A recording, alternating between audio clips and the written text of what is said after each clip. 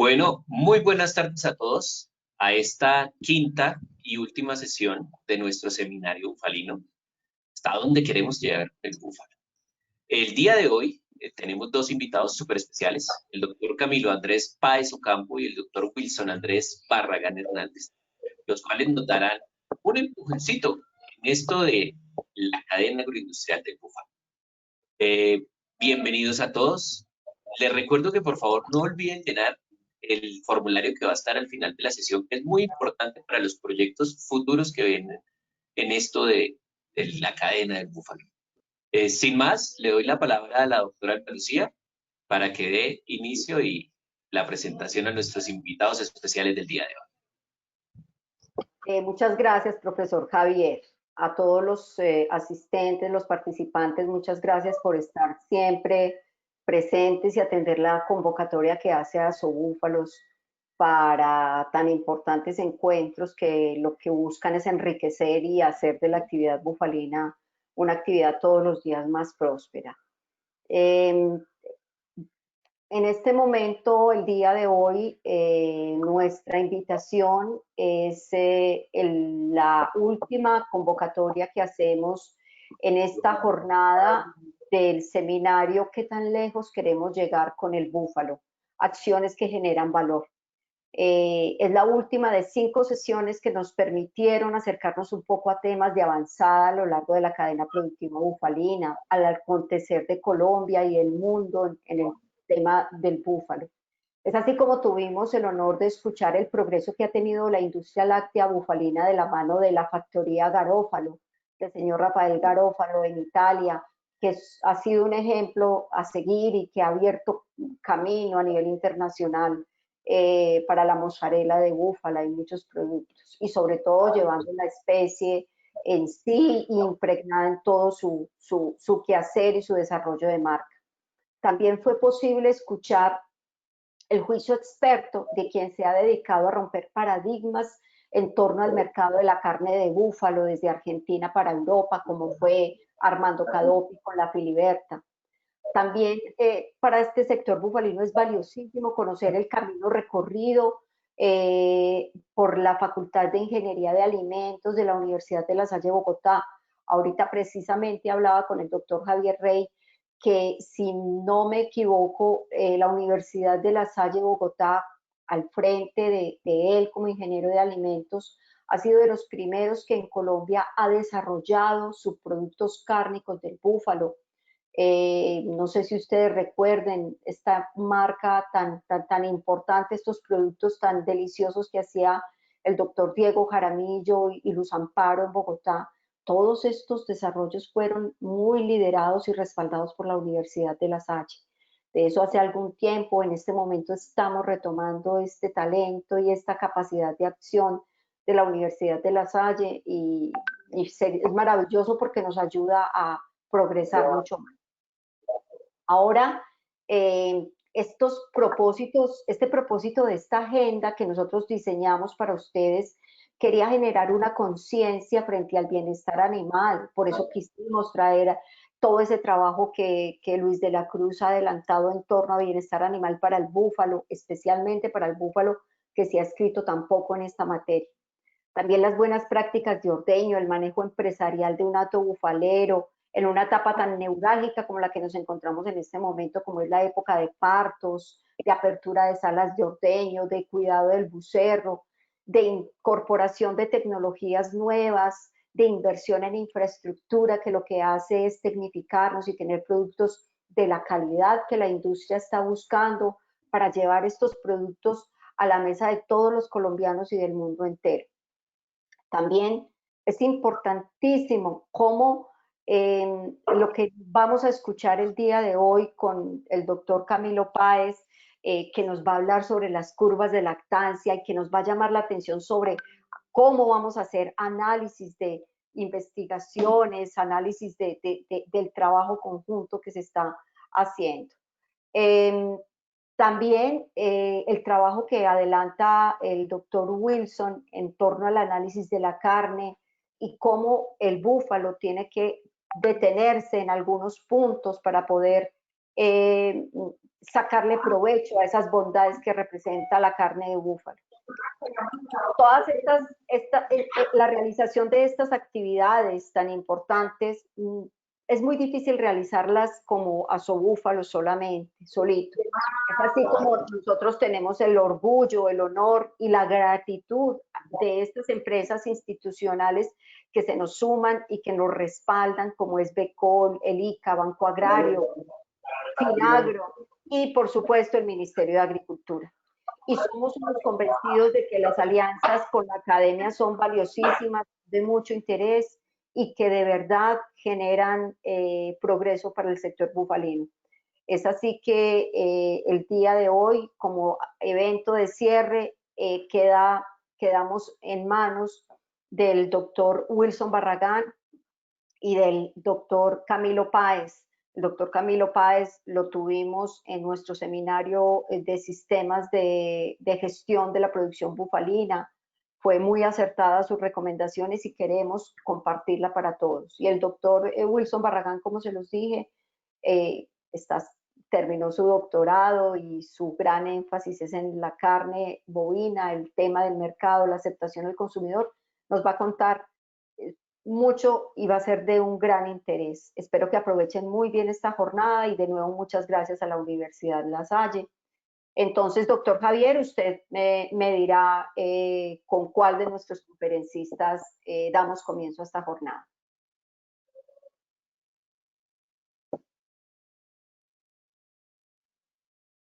Bueno, pues démosle inicio con el doctor Wilson Andrés Barragán Hernández y con su conferencia Atributos de la carne de búfalo y posibilidad de diferenciación frente al consumidor. Doctor Wilson, bienvenido y un orgullo que esté con nosotros participando en este seminario. Javier, muchas gracias. Alba, muchas gracias. Les agradezco mucho este espacio. La idea es compartir una serie de inquietudes que se relacionan con la carne de búfalo. En esta presentación vamos a revisar algunos aspectos de orden contextual y académico y la idea es centrarnos en dos grandes atributos que modifican mucho la percepción del consumidor, que es la cantidad de grasa y el color. Entonces, quisiera saber si están viendo mi pantalla, por favor.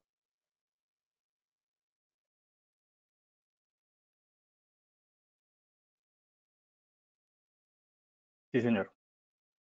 Gracias. De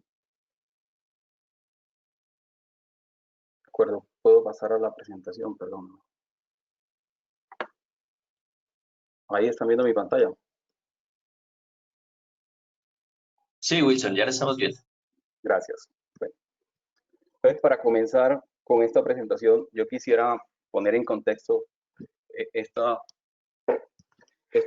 pregunta de por qué comimos carne, precisamente por toda la dinámica que se ha suscitado en las pasadas semanas alrededor del consumo de carne y en parte relacionadas con el entorno ambiental. Y quisiera traer algunas láminas para que entendiéramos un poco desde la parte académica, la parte científica que se ha dilucidado hacia por qué pasamos de un individuo como este que está acá a un individuo como este que está acá al final. Y básicamente muchos autores como los que se relacionan allá abajo, Pereira y Vicente, Mann, Milton, han relacionado que una clave o una pieza fundamental de la evolución del ser humano fue el consumo de carne. El consumo de carne implicó la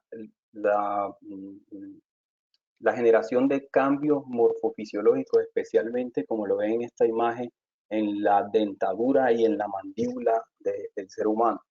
Ya no necesitábamos dientes toscos y grandes para procesar vegetales o alimentos o semillas o raíces. Entonces pasamos a tener unos dientes mucho más finos. De igual forma, nuestro sistema digestivo se acortó muchísimo porque podíamos digerir un alimento mucho más nutritivo, mucho más noble como es la carne. Empezó a caminar erguido porque ese tiempo las personas de ese tiempo, los humanos de ese tiempo necesitaban hacer cacería, y eso les exigió que establecieran interacciones sociales, comunicación, y que empezaran a manejar el fuego. Entonces, la carne ha sido importante y varios autores señalan por qué. El cerebro empezó a demandar un costo energético que, como lo ven aquí, retorno energético, las frutas y las semillas no eran capaces de mantener ese retorno energético, y entonces los alimentos de origen animal sí pudieron mantener ese retorno energético. Además, hay un componente muy importante y es los ácidos grasos de cadena larga. Entonces, estos ácidos grasos de cadena larga generaron que el cerebro incrementara de tamaño y aumentara su capacidad. Y esto se reafirma con esta gráfica que estamos viendo aquí en Alejo y colaboradores, y nos señala cuál es la masa relativa del cerebro contra la masa relativa del intestino. Entonces tenemos este primate que está acá, que es el Aloguatas seniculus o mono aullador. Comúnmente lo tenemos aquí en Colombia, de hecho, y vemos que la masa de los intestinos es mucho mayor que la masa del cerebro de este primate por la dieta que consume. Entonces consumen muchas frutas, por ejemplo. Pero aquí tenemos este primate que está acá y es el Cebus apella, y observamos que tiene una masa cerebral proporcionalmente más grande que la masa de intestino. Entonces, en este trabajo nos señalan que eso se debe a la dieta. Y no en vano, este animal es mucho más inteligente que el de arriba. No en vano también es la estrella de cine de las películas de Hollywood. Entonces, ahí vemos cómo la dieta pudo modificar también, o son ejemplos de cómo la dieta pudo modificar el desarrollo cognitivo de las personas. Y se debe, como les decía, a la alta demanda energética que ha tenido el cerebro, y cómo esos ácidos grasos de cadena larga, como por ejemplo el ácido graso DHA, facilitó la expresión de receptores de glucosa para que el cerebro pudiera capturar mucho más glucosa para soportar su funcionamiento. Entonces, el consumo de carne es muy importante, y aquí quiero relacionar tres componentes básicos en la carne que se diferencian en dietas donde se consume y donde no se consume carne. Uno es el hierro, otros son los ácidos grasos de cadena larga y otro es la vitamina B12. Entonces, cuando hablamos de hierro, la absorción del hierro está supeditada al origen. Entonces, autores que nos dicen que el hierro que proviene del compuesto hemo, que se obtiene, por ejemplo, en la mioglobina, vamos a ver más adelante, es mucho más asimilable que el hierro que se obtiene de fuentes vegetales. Y esto se debe a que en las fuentes vegetales hay otros componentes que pueden interferir con esa absorción de hierro. Y entendiendo que este es un alimento que es, digamos, esencial en ciertas etapas de la vida, la carne es una buena fuente de hierro en este caso. Cuando hablamos de los ácidos grasos de cadena larga, tenemos que referirnos a unos ácidos grasos esenciales, por ejemplo, el ácido linoleico y el ácido linolénico. Nosotros no podemos generar ese tipo de ácidos, se generan en la célula vegetal, especialmente en el cloroplasto. Pero esos ácidos grasos los necesitamos ¿para qué? Para elongar a ácidos grasos de cadena larga. Los ácidos grasos esenciales como el linoleico y el linolénico los necesitamos para aumentarlos de tamaño. Estos son ácidos grasos de 18 carbonos y los necesitamos llevar a ácidos grasos de 22 o ácidos grasos de 24 carbonos, que son necesarios para un funcionamiento, como les comenté, entre otras cosas, el funcionamiento cerebral. Entonces, nosotros no tenemos unas enzimas que nos permitan generar el ácido linoleico y el ácido linolénico. Los obtenemos de fuentes nutricionales. Y lo otro es la vitamina B12. Entonces, esta vitamina B12 no se encuentra en alimentos de origen vegetal. Entonces, las dietas que no consumen carne deben suplementarlas. Y la ausencia de este tipo, de esta vitamina, tiene afectaciones importantes, como lo dice Black en 2008, afectaciones del sistema nervioso central, alteraciones del hígado, pérdida de cabello y retraso del crecimiento. Esto se corrobora otro tipo de afectaciones que me llamaba mucho la atención cuando hay ausencia de vitamina B12, es los desórdenes mentales. Entonces, en este trabajo, Burkett y colaboradores señalan que hay mucha más proporción de desórdenes o de personas que sufren desórdenes mentales en dietas donde no se consume carne contra dietas donde sí se consume carne. Me llamaba mucho la atención eso y quería buscar un poco por qué la explicación de ese proceso. Y digamos es que la vitamina B12 participa en metabolismos internos de aminoácidos como es el de la metionina. Y cuando hay ausencia de este cofactor, lo podemos llamar de esa forma específicamente, este ciclo de metionina para generar un aminoácido que no necesitamos, que es la cisteína, se interrumpe. Y entonces se generan unos aminoácidos que se llaman aminoácidos excitatorios, que lo que hacen es dificultar el trabajo de la neurona. Entonces, de ahí todo ese probables problemas de desórdenes mentales asociados a dietas donde no se consume fuentes de vitamina B12 o donde no se suplementan. Entonces, a raíz de todo esto es importante que consideremos que la carne es un alimento, digamos, importante en una dieta balanceada. No digamos que comer solo carne, no, debe estar en el contexto de una dieta balanceada.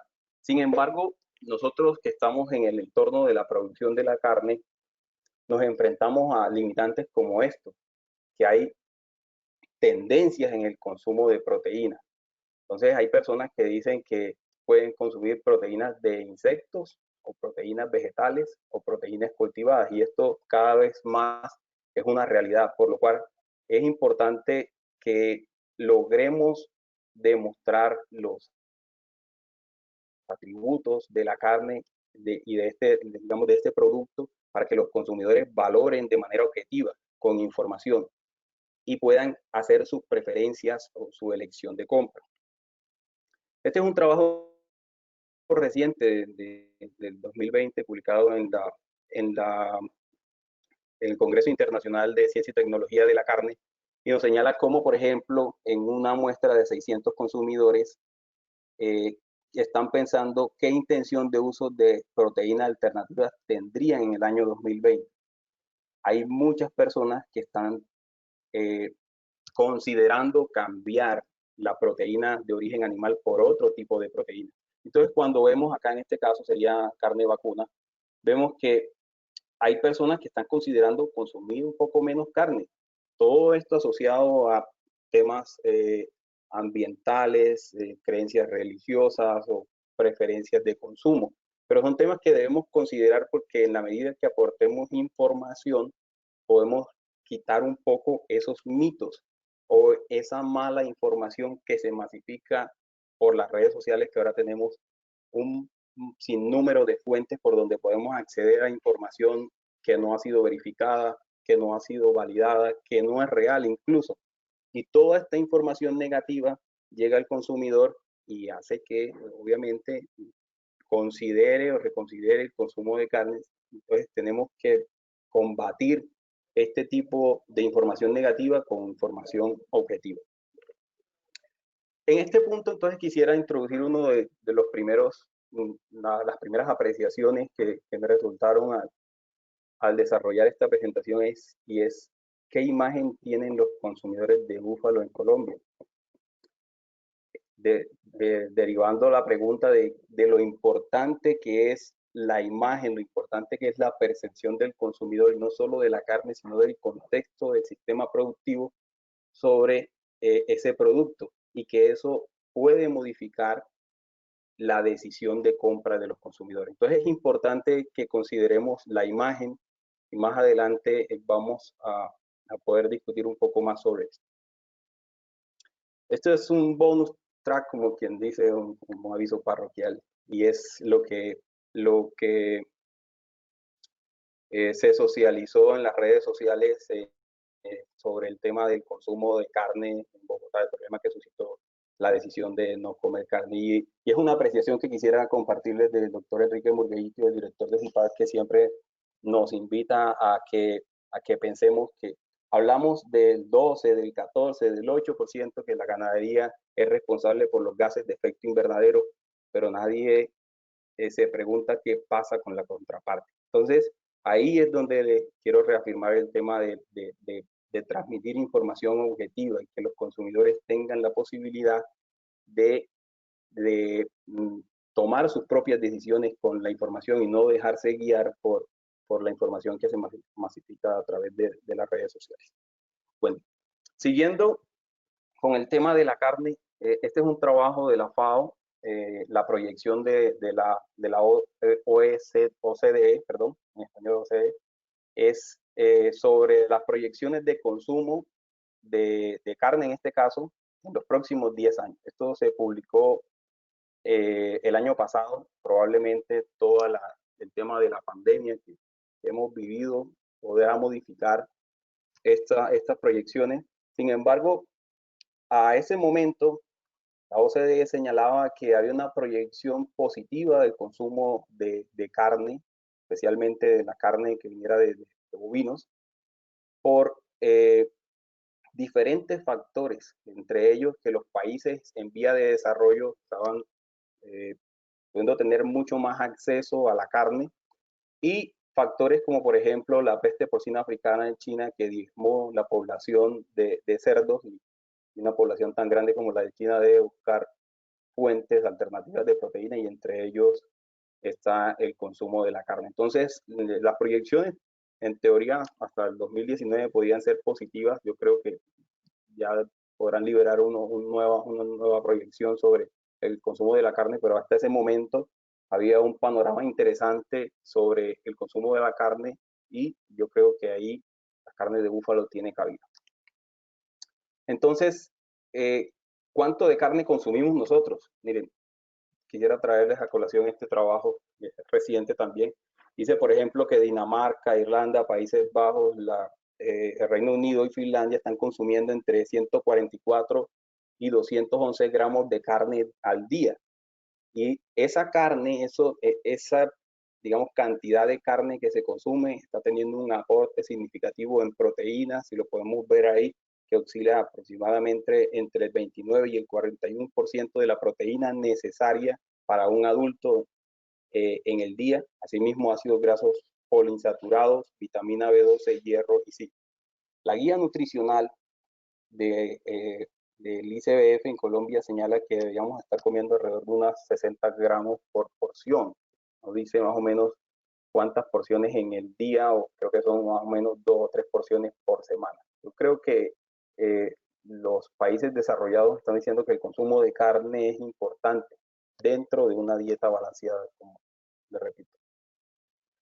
Entonces, ¿cuáles son las oportunidades en Colombia? Estas son las estadísticas de Fedegan para el 2018 en el consumo de carne, y lo que se está viendo es una tendencia decreciente en el consumo de carne vacuna en este caso. Y básicamente las razones que señalan la disminución del consumo de carne pueden estar asociadas al desconocimiento de la información, o naturalmente al costo de la carne contra sus otros competidores, como por ejemplo el pollo y el cerdo. Pero me llama la atención la tendencia creciente que tiene el pescado, que es una proteína que no es tan económica como el pollo y el cerdo, pero viene en crecimiento. Eso daría la idea de que los consumidores están intentando migrar hacia dietas, lo que llamarían un poco más saludables. Podríamos hablarlo en términos de perfil de ácidos grasos, y que pudiera estar asociado al tema de lo que se ha difundido hacia la carne, que podía estar influenciando enfermedades cardiovasculares, entre otros, por aspectos relacionados con los ácidos grasos saturados. Lo importante es que eso lo podemos cambiar. Existe bastante desarrollo científico hacia la modificación del perfil de ácidos grasos de la carne, y naturalmente hay algunos sistemas de producción que nos permitirían producir carne en mejores condiciones en términos de perfil de ácidos grasos. Entonces, cuando hablamos de toda esa información que le llega al consumidor sobre la carne, lo primero es abordar sobre cuál es la percepción que tiene el consumidor de ese producto, porque es una herramienta que la industria puede utilizar para generar estrategias que permitan mejorar esa percepción en caso de que tenga aspectos negativos, o que permita trabajar en un tipo de producto que el consumidor valore más o aprecie mejor. Entonces, en ese punto es muy importante que como industria cárnica, en el contexto bufalino, se permita generar este tipo de información. No podemos seguir pensando en que solamente es ganar peso y ya. Necesitamos también que el sistema produzca carne, pero que también que la entregue con información, que la entregue con calidad para que el consumidor valore el producto. En ese orden de ideas estaba mirando cómo está el contexto de la producción de búfalos, el beneficio de búfalos en Colombia y el beneficio de vacunos. Toda la información generada a partir de la encuesta de sacrificios del DANE desde el 2015 y hasta el 2020. Entonces, la línea azul señala el comportamiento del beneficio bufalino en número de cabezas y la línea anaranjada en vacunos. Y es importante señalar que para el 2020, considerando que el 2020 es información que está desde enero hasta septiembre, los kilogramos de carne de búfalo representaban casi el 1% del total de la carne de vacuna, y ese mismo comportamiento se evidenció en el 2018. Entonces, en este punto, yo me pregunto si toda esa cantidad de carne nos las comemos en hamburguesas, porque uno como consumidor prevenido, los productos que más sobresalen de la carne de búfalo es hamburguesas, algunos subproductos también y carne cortes que uno ve en las góndolas de algunos supermercados. Entonces, viendo el vaso de agua medio lleno, ya la parte optimista, los consumidores ya están comiendo este tipo de carne. Pudiera ser una gran oportunidad para decirle, usted ya está comiendo esta carne y esta carne tiene estas características para poder diferenciar la carne de búfalo como búfalo y no solamente carne, que sería un aspecto muy positivo que dinamizaría mucho más la industria, porque el consumidor, a final de cuentas, que es la última etapa de la cadena productiva, es el que podría dinamizar este tipo de productos. Entonces, cuando hablamos de la carne, hay algunos aspectos que se relacionan con la percepción del consumidor. Y esa percepción básicamente se debe a los sentidos, cómo ve la carne, cómo la huele, cómo la percibe, qué experiencias anteriores había tenido con ese tipo de carne. Entonces, no compro esa carne porque la vez pasada que la compré me salió así y asado. O qué tipo de información tiene esa carne. Entonces dicen, no, esta carne tiene esta información, tiene este perfil de ácidos grasos, se producen este tipo de sistemas de producción que son sistemas sostenibles, que cuidan con el bienestar animal.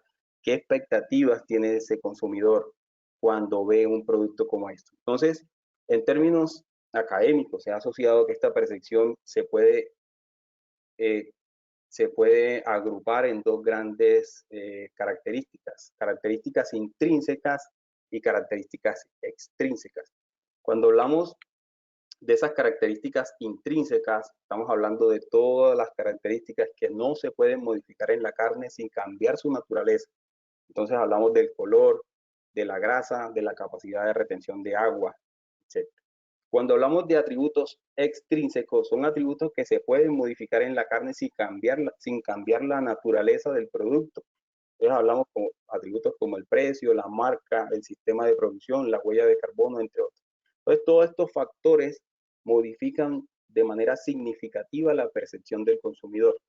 Entre ellos, sobre todo, los atributos intrínsecos como el color y la grasa, que son los atributos que comenté en los que queríamos dar un poco de énfasis con el tema de la carne de búfalo. Entonces, cuando hablamos del color, el color en la carne se genera a través de la mioglobina, que es una proteína que está en el músculo y tiene una parte proteica y una parte no proteica. En esa parte no proteica, que es el grupo hemo que les comentaba anteriormente, tiene una molécula central de hierro. Y a eso se debe a que este hierro que está en el grupo hemo sea mucho más aprovechable que el hierro, como les comentaba, que venía de otras fuentes. Entonces, la dinámica del hierro modifica el color de la carne. Cuando el hierro, cuando la carne está, digamos, en el animal vivo, en el músculo, digámoslo de esa forma, la carne tiene un color que pudiéramos mirar como un rojo tirando a un morado más o menos. Apenas el animal se beneficia y la carne se expone al oxígeno, este estado de la mioglobina, que se llama desoximioglobina, cambia a oximioglobina. Entonces, aquí el hierro cambia su, digamos, su número, su configuración, lo podemos llamar de esa forma, y este estado de oximioglobina es el que los consumidores ven o asocian con carnes frescas, esa carne que se ve rosada, rojiza, el color característico de ese tipo de carnes. No obstante, cuando este hierro se oxida, es decir, cambia su estado, aparece otro estado que se llama metamioglobina. Y esta metamioglobina produce un color marrón, que es el color que los consumidores asocian como que la carne está dañada o está vieja o está en malas condiciones. Ocurre que este color rojo que le gusta a los consumidores también se puede generar a través de una modificación que en la industria se llaman atmósferas modificadas, y ya les voy a comentar aquí por qué. Entonces, hablábamos de que en el músculo tenemos la desoximioglobina, es la mioglobina en su estado natural. Y cuando sometemos a una oxigenación o a una atmósfera, que se llama textualmente atmósfera modificada, podemos tener ese estado rojo que nos gusta a los consumidores. Pero cuando la carne se expone al ambiente, recordemos que en la atmósfera hay más o menos un 20% de oxígeno, a bajas presiones parciales de oxígeno se genera la metamioglobina. Entonces lo que pasa cuando, por ejemplo, cogemos esa carne y la dejamos ahí al ambiente un montón de tiempo, empieza a oxidarse, empieza a cambiar de color, eso genera unos compuestos derivados de los lípidos, por ejemplo, que pueden generar unos olores que se llaman compuestos volátiles que no son agradables. Entonces, estos cambios en el color pueden ser modificados tanto después de que el animal se beneficia, o sea, después de que sacrificamos el animal, o antes a través de la dieta. Entonces, el color es un aspecto que modifica fuertemente la percepción del consumidor. Un consumidor ve una carne de determinado color y le puede gustar o no. Entonces es importante medir el color. Y normalmente la medición del color se hace con este equipo que se llama un espectrofotómetro y mide tres características. Un índice de L que se llama luminosidad, un índice de A que se llama rojo y un índice de B que se llama la intensidad de amarillo. Entonces aquí con este trabajo les quiero mostrar que este señor Carpenter, colaboradores, hace mucho tiempo determinó por qué el color modifica la percepción del consumidor. Entonces él comparó, por ejemplo, carnes de color rojo, carnes de color púrpura y carnes de color marrón. Vean que la carne de color marrón la generó con una baja presión de oxígeno. ¿Y qué dijeron los consumidores en una escala hedónica, donde 1 es que no me gusta nada y 5 es que me gusta mucho? La carne roja les gustó mucho y la carne roja tenía una mayor probabilidad de ser comprada. En cambio, la carne marrón tuvo una muy baja calificación y asimismo tuvo también la menor probabilidad de que esa carne fuera comprada. Entonces, cuando hablamos de la carne de búfalo, vemos en la literatura varios trabajos como lo son estos que están acá. Entonces tenemos los índices de luminosidad, que es L, los índices de rojo y los índices de amarillo. Estos son los trabajos que se encuentran en la literatura. Muchos trabajos, hay 2 trabajos de Venezuela, hay unos trabajos que se desarrollaron en Brasil, hay otros trabajos en Europa, entre otros. Entonces, acá están todos los índices que se midieron, como les comenté, con ese espectrofotómetro, estos 3 variables. Pero como el ojo humano no es capaz de diferenciar variaciones en cada uno de estos índices o de estas variables, se han generado otros índices que combinan estos L, A y B, como lo vemos acá en esta fórmula matemática. Entonces, este índice de croma se ha desarrollado y se refiere a la intensidad o a la fuerza relativa del color en general y están mucho más relacionados con la percepción del consumidor. Todo este poco de números aparentemente no dicen nada, pero cuando hablamos de lo que referencia McDougall en el 1982, entonces nos dice, cuando el índice de croma es mayor a 20, cuando el índice de croma es mayor a 20, la carne es rojo brillante. Ah, entonces ahora sí tiene un poco más de sentido.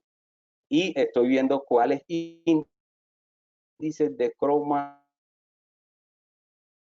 están mayor a 20. Estos trabajos que están acá, Esfanguero, Irrueta y Jazz. ¿Y cuál es el común denominador de estos trabajos? Animales entre 9 y 26 meses con pesos entre 312 y 420 kilogramos. Ah, perfecto. ¿Y qué pasa cuando el índice está muy por debajo de 20? Entonces, por debajo, cuando está en 18, la carne tiene un color rojo opaco. Cuando está en 14, tiene un color marrón. Y menor a 12, el índice de croma, la carne tiene un color marrón gris verdoso.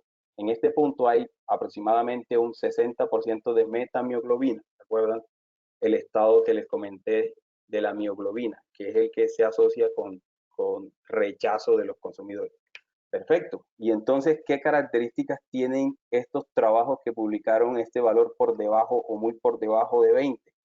Animales entre 32 y 36 meses, con registros de peso de hasta 650 kilogramos.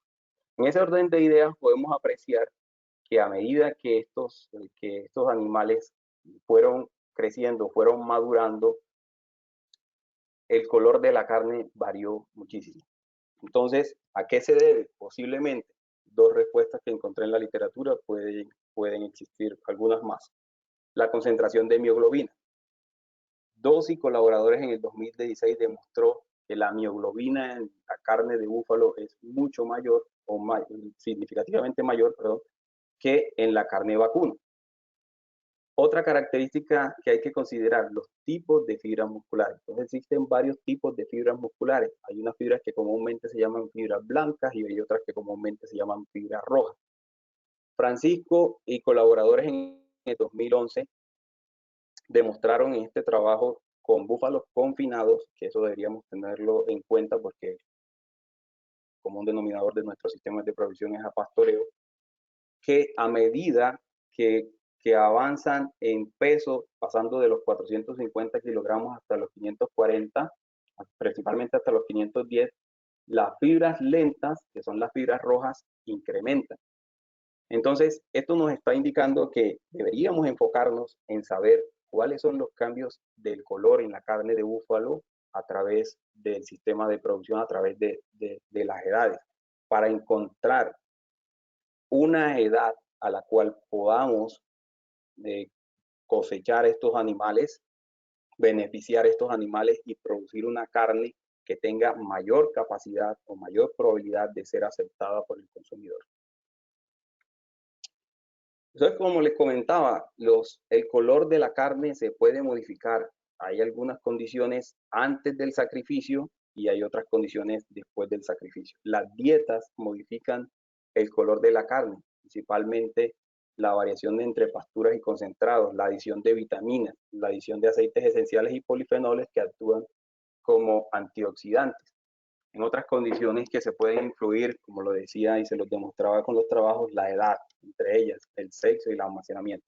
Entonces, tenemos las herramientas desde el punto de vista zootécnico para modificar el color de la carne de búfalo. Necesitamos hacer un poco más de esfuerzo en valorar esta carne, porque ya yo aquí no les traje nada de productividad del animal, y es que es un animal que tiene una productividad tremenda. Está más que demostrado y no hay que hacer mucho esfuerzo para encontrar documentos científicos que valoren que la ganancia de peso en los búfalinos es mucho mejor, mucho más rápida. Son animales muy precoces. Pero entonces tenemos que encontrar ese punto de equilibrio entre qué tanto peso debo dejar ganar a los búfalos para que compense la cantidad de peso para beneficiar el animal, pero que también tenga la posibilidad de producir una carne que pueda ser más atractiva para el consumidor. El otro aspecto que quería socializar es la grasa. ¿De dónde viene la grasa en la carne? Entonces viene de unas células que están infiltradas en la carne, la grasa intramuscular estoy hablando, porque es la que más participa en la experiencia de consumo. Entonces viene de unas células que están infiltradas en la carne, que se llaman adipocitos. Entonces, estos adipocitos provienen cuando se hace, digamos, la fertilización y empieza a generarse el feto, entre otras cosas. Hay un tipo de células que se llaman células pluripotenciales o células talla. Estas células pluripotenciales se pueden diferenciar en varios tipos de células, entre ellas en adipocitos. Y necesitamos tener adipocitos para después hacerlos crecer y que estos adipocitos almacenen mucha más grasa. Entonces, hay muchos trabajos que se han venido desarrollando recientemente relacionados con el tema de la programación fetal. ¿Y por qué? Por lo que vemos acá. Todos estos trabajos señalan, por ejemplo, que en la concepción hay mayor cantidad o hay mayor densidad de células pluripotenciales. Es decir, ahí en esta parte, antes del nacimiento, es donde hay mayor probabilidad de generar más adipocitos. Si no hay adipocitos, no hay donde almacenar grasa. Entonces, si no hay adipocitos, cuando el animal esté adulto, no va a tener dónde meter grasa dentro del músculo. Entonces, antes del nacimiento hay posibilidad de diferenciar en adipocitos y esto ya lo han demostrado varios trabajos que se hace, por ejemplo, a través de la nutrición, una ciencia que se llama recientemente, se ha denominado la nutrigenómica. Y entonces, ¿dónde tengo más posibilidad de, si ya tengo esos adipocitos en el músculo, cómo los hago mucho más gordos? ¿Cómo los hago que les entre más grasa? Ese fenómeno se llama adipogénesis. Y la mayor probabilidad de generar adipogénesis, mire que se encuentran entre el nacimiento y los 250 días de vida. Mucho menor hacia la parte final. Y esto se hace también, por ejemplo, a través de la nutrición. Entonces se ha denominado, se ha descrito que la fermentación propiónica, todas esas dietas que vienen de alimentos concentrados o balanceados, tienen mayor fermentación propiónica, también se puede hacer con forrajes, tienen más posibilidad de generar ese incremento de esos adipocitos. Ok, entonces, todo esto que les he hablado, ¿por qué? Porque es posible pasar o tener carnes como esta que están viendo hacia la izquierda de mi pantalla o esta que están viendo hacia la derecha de mi pantalla. Y esto es lo que podríamos llamar un arma de doble filo, la grasa en la carne. Porque la percepción de la grasa, a pesar de que favorece la experiencia de consumo, muchos consumidores tienen una percepción negativa sobre la grasa en la carne, por lo que comentábamos al principio. Entonces hay personas que dicen, no, yo no quiero esta carne con este montón de grasa, prefiero carnes magras, pero ya muchos autores han señalado que los consumidores pueden preferir este tipo de carne, pero cuando se les hace valoración a ciegas, que se les da la carne y no se les dice qué cantidad de grasa tiene, valoran mejor la carne que tiene más grasa intramuscular. Y esto se ha demostrado, ese tipo de percepción, por ejemplo, con trabajos como estos que están acá. Entonces, hay trabajos donde se evaluaron, por ejemplo, en este caso, evaluaron 4 tipos de carne y dicen, los consumidores prestan más atención y eligen con mayor frecuencia la carne con poca grasa. Entonces, que podría ser carne como esta D que está aquí. A mayor tiempo de atención, los consumidores cuando piensan mucho para elegir la carne, también eligen la carne de menor grasa. Y si hablamos de hombres y mujeres, naturalmente, bueno, las mujeres tienen mayor capacidad de análisis en el contexto de alimentos saludables, está científicamente demostrado. Entonces prefieren, las mujeres hacen elecciones más rápidas de carne con menos grasa, como se demuestra en esto.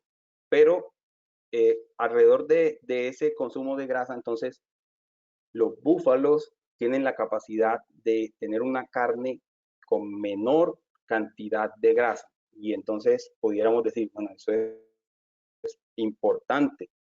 ¿Por qué? Porque los consumidores valoran la carne con poca grasa.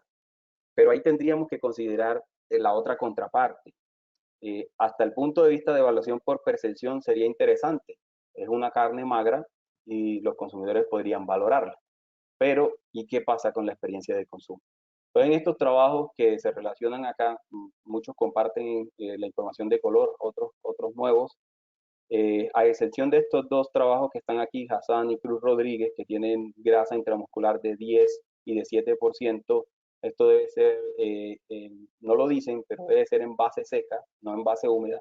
El normal, el común denominador de la grasa en la carne de búfalo oscila alrededor del 2% o menos. Entonces, pudiera uno decir, bueno, es un atributo importante porque favorecería la percepción del consumidor, pero necesitamos grasa intramuscular para mejorar la experiencia de consumo. La grasa intramuscular es un vehículo de macronutrientes y vitaminas. Participa en la formación del bolo cuando estamos comiendo, hace que la carne sea más suave. A medida que entra carne en las fibras musculares, las hace menos compactas. Entonces, la grasa en la carne está asociada con mayor experiencia de consumo.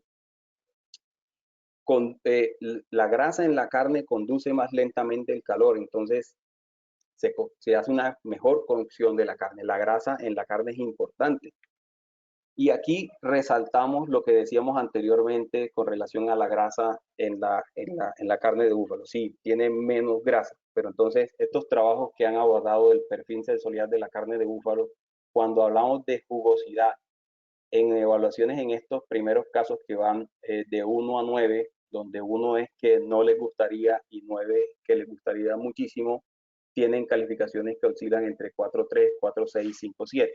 Es decir, tienen pocas calificaciones sobre la jugosidad. Y esto podría estar relacionado con la cantidad de grasa intramuscular. Entonces, otro aspecto interesante que asociado a la grasa que podíamos potenciar es el perfil de ácidos grasos en la carne de búfalo. Entonces, les comentaba que el perfil de ácidos grasos es una información bastante sensible para los consumidores porque el común denominador asocia grasa de la carne con grasa mala, pero no necesariamente tiene que ser así.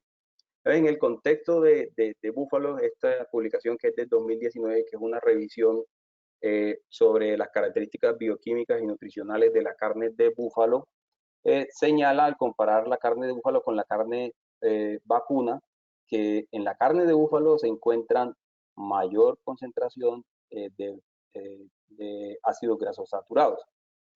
Esto ha sido consecuente con trabajos que se desarrollaron, por ejemplo, Betancourt y colaboradores en Colombia, pero también es importante señalar que en la carne de búfalo hay mayor concentración de un ácido graso que se llama esteárico, que es un ácido graso de 18 carbonos, y es importante porque pudiera ser un indicador de la capacidad de biohidrogenación que tienen los búfalos, que es un proceso por el cual todos los ácidos grasos insaturados que entran en el rumen pasan a ser saturados.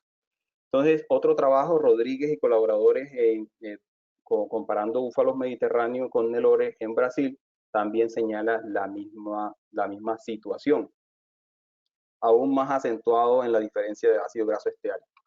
Entonces, varios autores han señalado que sí, que eso es efectivamente porque los búfalos tienen una capacidad de fermentación ruminal mucho mayor y esa es una de sus grandes cualidades. Y probablemente tenga una mayor biohidrogenación. Entonces, todos los ácidos grasos que ingresan insaturados llegan al ácido graso esteárico, que valga la pena aclarar, es un ácido graso que no se ha relacionado con enfermedades cardiovasculares, que es un ácido graso digamos, de características neutras en temas de salud.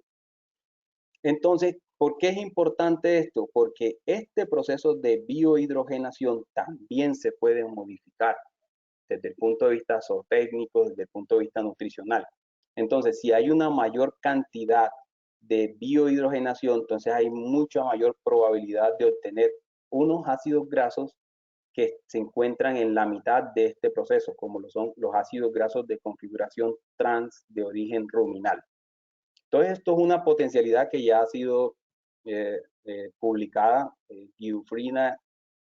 Giuffrida y colaboradores, esto es un trabajo de unos compañeros de Venezuela, demostraron que entonces en la carne de búfalo, por ese potencial de mayor biohidrogenación, hay también mayor posibilidad de obtener ácidos grasos de configuración trans, entre ellos pues los ácidos grasos de CLA o ácido graso linoleico conjugado, que es un ácido graso, una familia de ácidos grasos que se han descrito que tienen beneficios para la salud.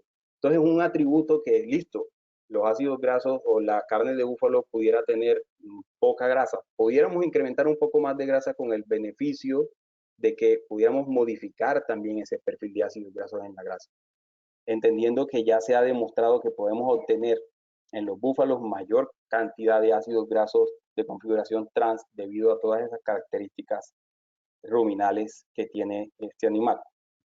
Entonces, para finalizar en estas consideraciones finales, en esta ruta que quisiera a título personal compartir con ustedes, en varios puntos que se deben trabajar entre muchos otros.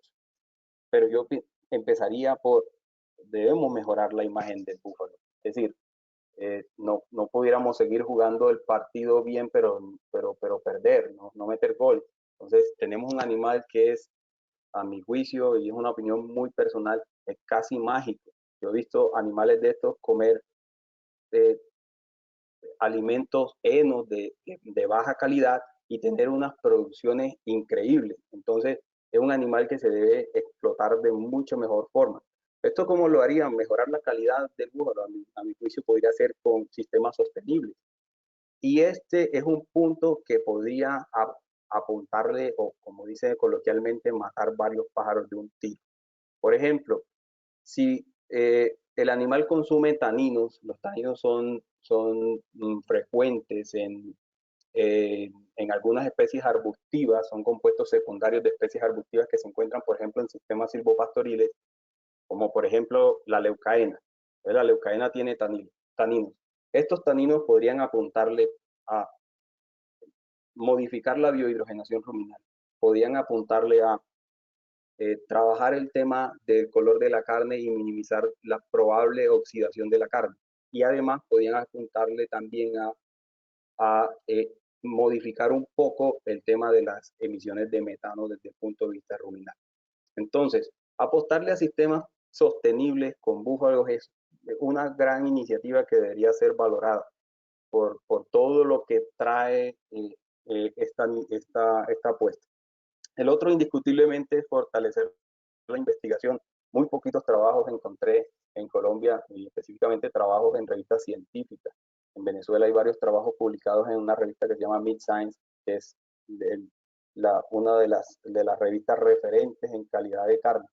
Entonces hay que generar espacios que permitan identificar esos atributos de la carne de búfalo para que puedan ser mucho más atractivas.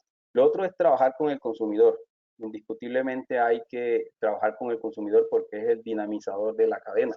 En la medida que el consumidor conozca el producto y demande calidad en él, esto pudiera beneficiar la cadena. Si hay una demanda, pues lógicamente que los productores tendrán dónde poner mejor ese producto. Y por último, generar esquemas de pago por calidad. Yo pienso que los productores no deben ser los que acarreen con todos los costos de mejorar la calidad. Debe haber un enfoque de cadena que permita integrar ese producto a través de la industria y que todos esos costos adicionales por ese tema de calidad se reflejen en el pago en la carne que distribuyen los productores. Esto era lo que quería compartirles. Espero haya sido de su agrado. Muchísimas gracias.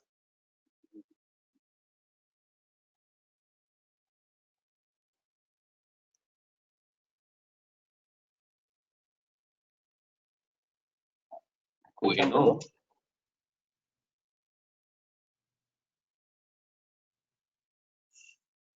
Muchísimas gracias, doctor Wilson, por tan excelente conferencia.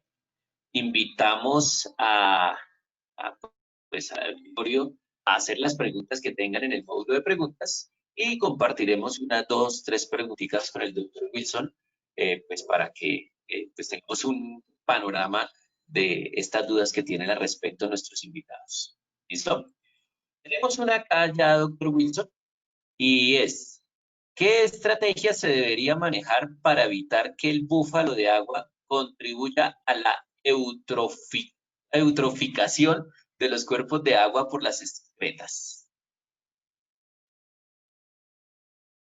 De acuerdo, sí, no es mi área de trabajo, pero yo creo que la primera estrategia que le socializaba que era apostarle a sistemas sostenibles, digamos, sistemas ganaderos sostenibles, pudiera ser una estrategia de darle mayor productividad a ese suelo que puede estar degradado y que los ganaderos pudieran utilizar áreas que están destinadas a pastoreo y no de pronto áreas que tengan fuentes de agua, entre otras cosas. Se ha demostrado que los búfalos con sombra en sistemas silvopastoriles tienen una igual o mejor productividad.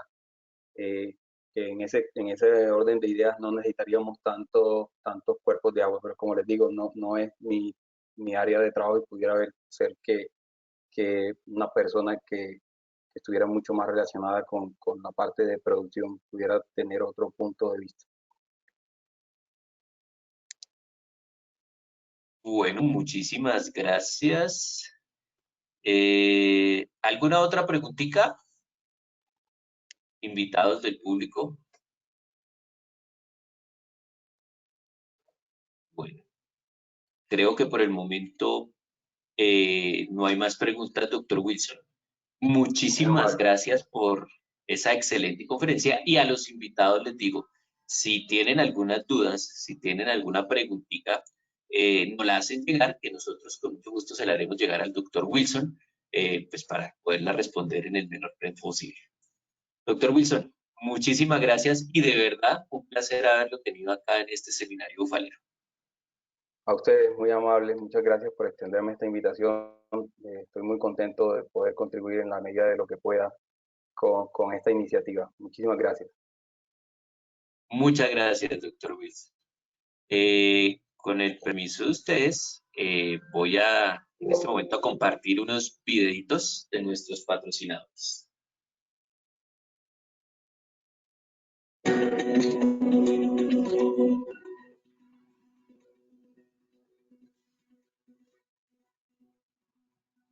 En Becol estamos totalmente comprometidos con el campo y no hemos parado.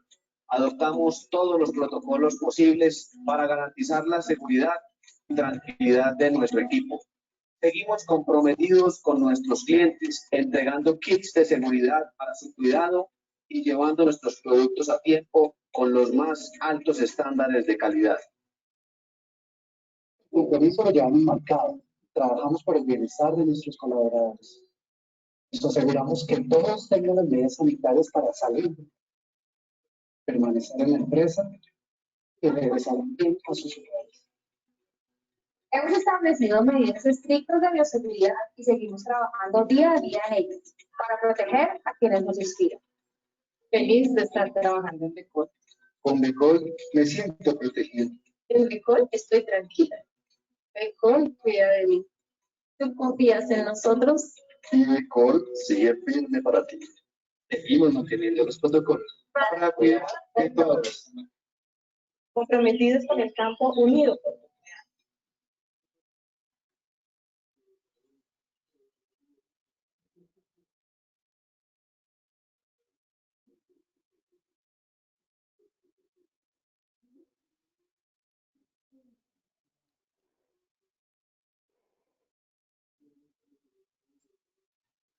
Instituto Colombiano Agropecuario, ICA. Trabajamos por la sanidad y la inocuidad del campo colombiano. Visite nuestra página web www.ica.gov.co. Síguenos en nuestras redes sociales.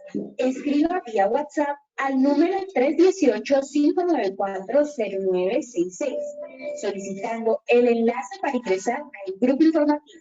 Vita, 58 años al servicio del sector agropecuario. Juntos por el campo.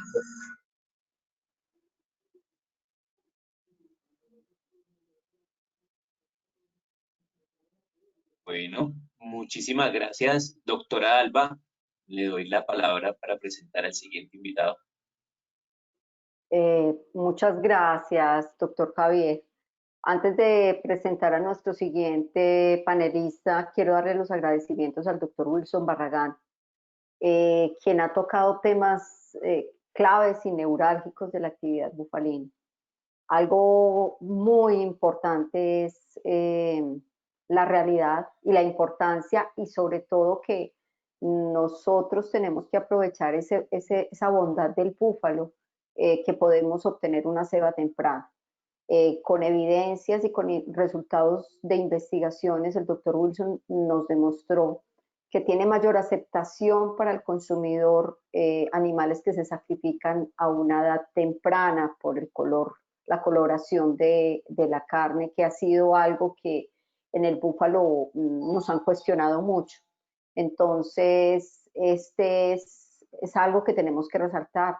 Otro tema como es la grasa intramuscular nos da, pues nos deja evidencias de que poder conseguir grasa intramuscular también es posible con un manejo orientado desde prácticamente desde la gestación y desde donde juega un papel importante la parte genética sumado con la alimentación.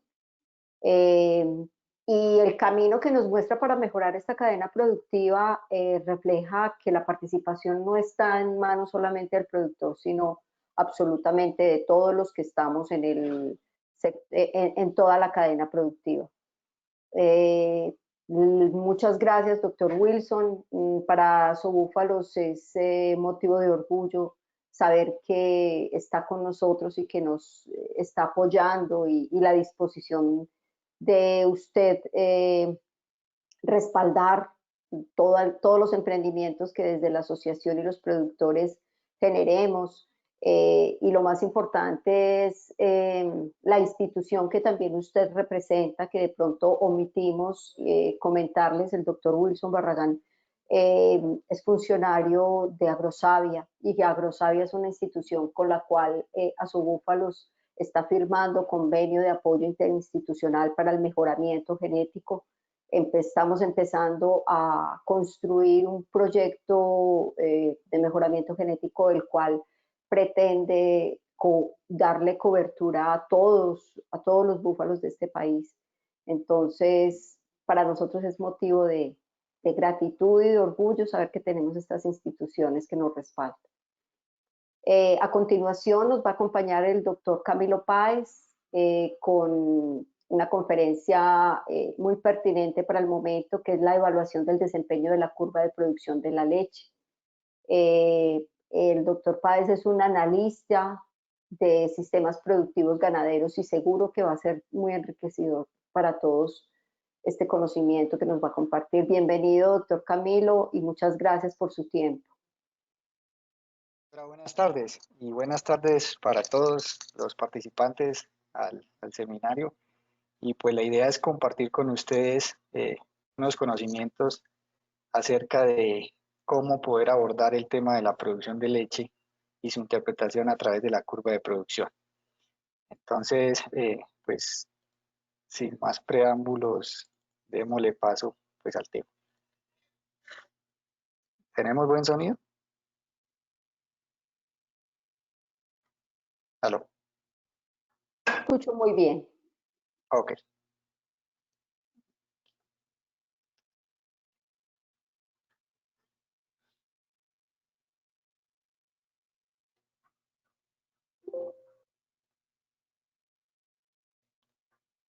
Bueno, muy bien. Entonces, el tema es evaluando el desempeño de la curva de producción de leche. Una consideración inicial.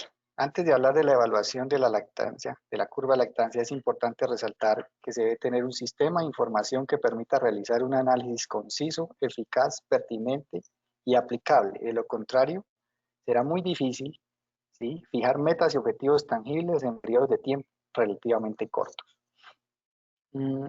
Para poder tener claro qué es la curva de producción, debemos abordarla sobre 3 puntos. ¿Sí? Uno de ellos es el arranque, el pico de la curva y la caída de la curva. El arranque no es otra cosa que finalmente la leche que el animal produce durante sus primeros 8 o 15 días después del parto. Dato del cual se debe registrar para poder tener el punto de partida sobre el cual vamos a empezar todos los análisis que ameritan la curva de producción de leche. El segundo punto es el pico de la curva. ¿A cuántos litros está llegando los animales en su máxima producción a X días del parto? Estos días del parto pueden variar, ¿sí? Y esto ocurre entre los 40 y los 80 días del parto. Es un lapso de tiempo relativamente amplio, porque dependiendo de las condiciones de manejo que se tengan, ¿sí?, esta ocurrencia, esta producción va a determinar si el nivel de producción es mayor o menor y si se corre a la izquierda o a la derecha a los días de lactancia. Y la tercera es la caída de la curva.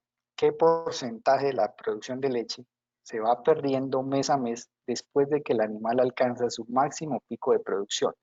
Y que se representa a través de un porcentaje. Y entonces hablamos de la caída de la curva, se puede estar representando en condiciones normales, cuando las condiciones de manejo nutricional, sanitario, de todo tipo, están dentro de una normalidad, que se representen entre un 8 hasta un 10%. Entonces, cuando tenemos claro esos 3 puntos, podemos empezar a entender o a buscar un objetivo de qué es lo que queremos con la curva de producción.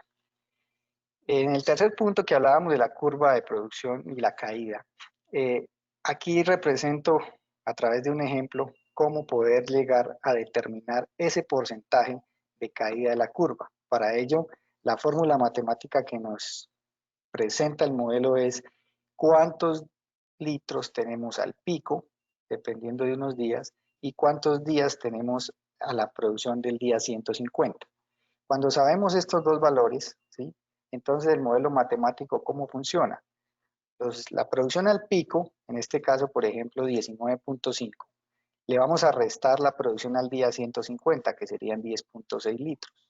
Esto lo vamos a dividir sobre una cantidad de días. ¿Cuáles son esos días? Como dice aquí, días entre el pico, ¿sí?, la ocurrencia del pico, y el día 150, que para el caso del ejemplo, ¿sí?, el pico ocurrió al día 50. Entonces, 150 menos 50 nos da 100. Estos 100 días dividen este numerador y nos da un factor. Este factor es lo que se denomina un delta leche, que no es otra cosa que la caída diaria que tiene la curva desde el pico hasta el día 150. Lo multiplicamos 30 por 30.41, que sería finalmente el factor de conversión a meses exactos del año, y lo vamos a dividir, ¿sí?, sobre la producción al pico, en este caso 19.5. Esto lo vamos a multiplicar por 100 para sacar el porcentaje, y nos dice que en este ejercicio la curva de producción de leche está cayendo 13.9% mensual. Entonces, desde el pico que ocurrió al día 50, con una cantidad de 19.5 litros, hasta el día 150, la curva de producción de leche está perdiendo 13.9% de valor en su producción mensual. Ok, entonces, esto para poder empezar a mirar que hay unos elementos cuantitativos que debemos tener en cuenta para empezar a fijar unos objetivos. Aquí tenemos unos ejemplos. Entonces vemos dos curvas de producción. Esto es en unas producciones de leche con búfalos, donde tenemos una curva roja que finalmente es un comportamiento muy atípico o típico dependiendo de las condiciones de manejo que tenga cada sistema de producción. En este caso, pues tenemos una curva roja, que es una curva plana. Así se determina una curva de lactancia donde no podemos encontrar un pico real, porque el arranque no se pudo determinar por unas condiciones de manejo del ordeño. Es decir, en esta finca se estaban arrancando las producciones al día 30. Entonces, no hay un dato de medición preciso que nos diga con cuántos litros arrancan los animales en los primeros 8 o 15 días del parto. Y la curva azul, que es una curva ya más típica de lo que es una curva de lactancia, donde nos representa un arranque de 2.9, un pico de 5.9 y una producción al día 150 de 3.3 litros. Entonces, para poder empezar a mirar la curva de lactancia y fijar unos objetivos y decir, bueno, ¿cómo vamos a mejorar estos escenarios productivos? Debemos tener claro, por ejemplo, 3 cosas. 1, ¿cuál es el promedio de nuestra curva de producción? En este caso, otro ejemplo con otra ganadería, ¿sí? Tenemos acá una curva azul que nos representa el promedio de la curva de producción del hato. En este caso, alrededor de 850 búfalas en ordeño. Aquí, ¿qué hay?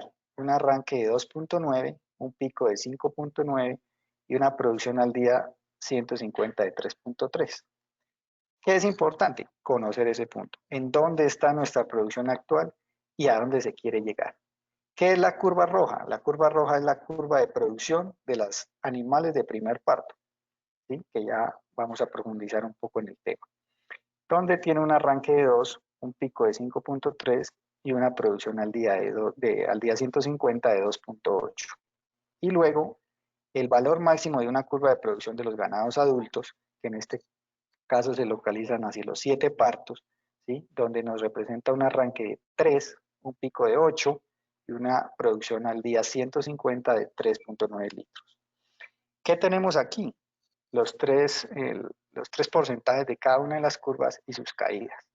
La curva verde cayendo al 17.7%, la roja al 17.9% y la azul al 15.7%, que es el promedio general de la ganadería.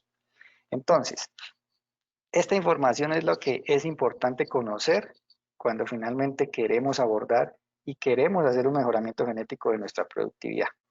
Si bien es cierto que los animales o los búfalos pues son animales de mucha rusticidad, que tienen una eficiencia bastante importante en la alimentación, no quiere decir que tengamos que manejar nutricionalmente los animales bajo un perfil nutricional pobre, ¿sí?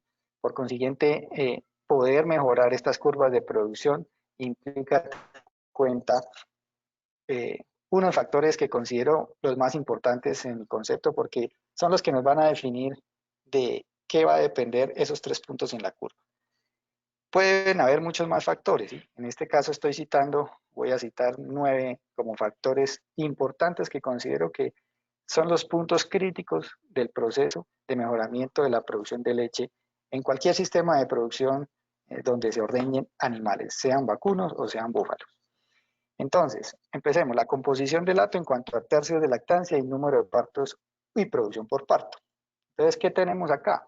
Una cosa es cuando tenemos una composición de hato donde los animales, ¿sí?, concentran su población en ganados de primero, segundo, tercer parto.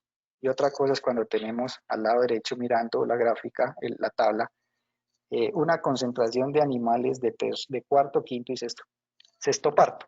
Entonces, bajo esos 2 escenarios, la producción de la curva de lactancia va a ser diferente, ¿sí? Porque generalmente debería ser inferior si las condiciones de manejo, pues, a veces pueden ser normales o regulares si enfrentamos los 2 escenarios.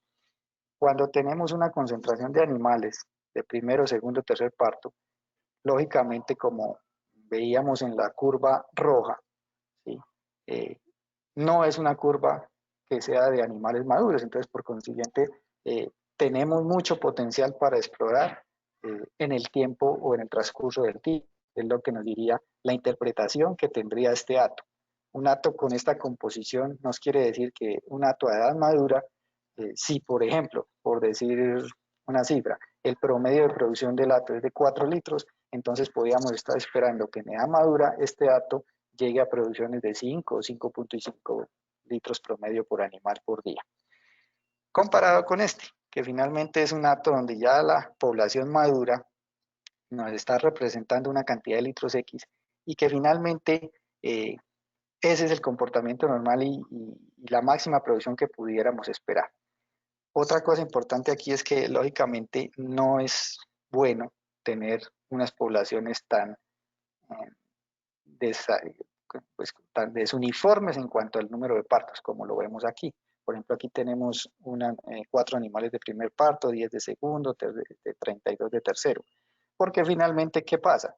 Si no hay una reposición, ¿sí?, o un reemplazo continuo de los animales producto de una proyección poblacional, pues es un hato que tiende a envejecer simultáneamente y al tiempo y con unas consecuencias en la producción que no son deseables para el sistema. Aquí es el otro punto donde podemos ver cómo compone el hato. Entonces, hay formas de ver la composición por partos, que es lo que estábamos viendo acá atrás, cuántos animales por cada parto tenemos, y cómo se distribuyen esos animales en producción por parto, por días de lactancia y por producción, que es lo que tenemos en estos dos escenarios. Acá tenemos animales en 0 a 100, que es una forma de ver cómo está compuesta la población desde el punto de vista reproductivo-productiva, ¿sí?, y que nos va a dar una respuesta en producción de acuerdo a cómo se concentren los partos. Entonces, los promedios de producción de un hato van a depender finalmente de unos días en producción o unos días en leche. Así que la distribución promedio que tiene todo el hato está en orden. Y en la medida en que los días en leche superen los 160 días, pues el promedio de producción tiende a disminuir significativamente. Entonces, cuando tenemos producciones como la de los búfalos, que muchas veces son estacionales, pues claro, hay una concentración de partos y el promedio de producción tiende a subir. Entonces podemos encontrar promedios de producción entre 5 o 8 litros promedio por animal día. Pero si logramos un estándar, poniendo el ejemplo que tuviéramos una producción estándar como en ganados de leche especializados de trópico alto, donde las condiciones son de regularidad en cuanto a partos, pues los días en lactancia deben oscilar entre los 160 y 170, 180 días máximo para conservar unos promedios de producción relativamente estables. Entonces, cuando no se tiene eso y cuando la composición del hato cambia en cuanto al número de partos, pues tenemos oscilaciones importantes en términos de producción promedio por animal por día. El segundo punto, algo supremamente importante que quizás en las ganaderías de trópico bajo, tanto de vacunos como de búfalos, es algo que considero que hay que prestarle bastante atención, que es el periodo de la transición. ¿Qué es el periodo de transición? No es otra cosa que el tiempo que hay desde antes del parto hasta el posparto temprano para poder lograr el máximo de la curva de producción posparto. Y este periodo de transición es uno de los puntos críticos que todo ganadero debe reflexionar sobre cómo es su manejo. ¿Sí? En ganados de leche especializado generalmente hay unas rutinas de trabajo muy estrictas de cómo hacer el manejo de la vaca en transición. La vaca en transición durante 41 días, que es lo que refleja aquí la gráfica, que debería ser el periodo en el cual nosotros debemos acondicionar todo ese mecanismo metabólico que tiene el animal para buscar un máximo de producción posparto. Y eso empieza finalmente desde cuando yo seco mis animales. Llega al final de la lactancia, tengo que evaluar condiciones corporales del animal, cómo llega ese animal al periodo seco y cuánto va a durar ese periodo seco. Lo ideal es que no durare más de 60 días, pero todos sabemos que en condiciones de trópico bajo y las producciones de los búfalos muchas veces este periodo está por el orden de los 80, 90, 100 días. Entonces es un punto que finalmente nos va a restar algo de producción en la curva de lactancia. Entonces el periodo de transición hace referencia a cómo vamos a manejar nuestros animales en este periodo de tiempo. Por consiguiente, y uno ve muchas veces en el ejercicio técnico de las fincas, tanto de vacunos como de búfalos, que este periodo es un periodo bastante desatendido, porque las condiciones nutricionales de la ración o de la dieta, entendida como forraje, que es muchas veces el único alimento que se tiene, no es de las mejores condiciones, porque las áreas que destinamos a los paritorios, pues son áreas donde finalmente las condiciones nutricionales de ese pasto son bastante cuestionables, diría yo.